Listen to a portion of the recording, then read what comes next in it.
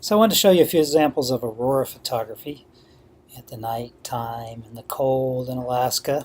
This first picture I actually shot a long time ago on film. I don't have any of the metadata. I can tell you that I tied a little bit of flash exposure on the building to the f-stop I was using, which was probably about f4, probably in the 30-second to 1 minute range. And this was again on film, so it would have been ISO 100 or 200 or 400. We didn't have the high ISOs on film back then. That's on McGrath Road. The next three pictures are by my student Heather Bryant, who didn't have a very fast lens to work with. Thought they'd be useful examples for you.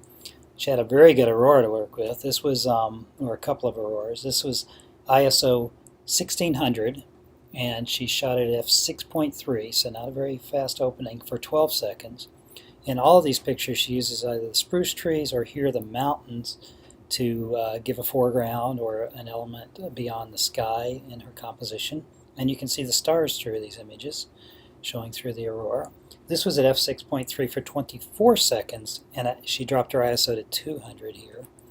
And finally, another ISO 200 picture. Very nice use of the spruce trees in the foreground, f4.5, 13 seconds. ISO 200 again, and all those were on a tripod, of course. Finally, I want to show you what digital noise can look like in the aurora at night, especially if you don't turn on the in-camera noise reduction, which you should do.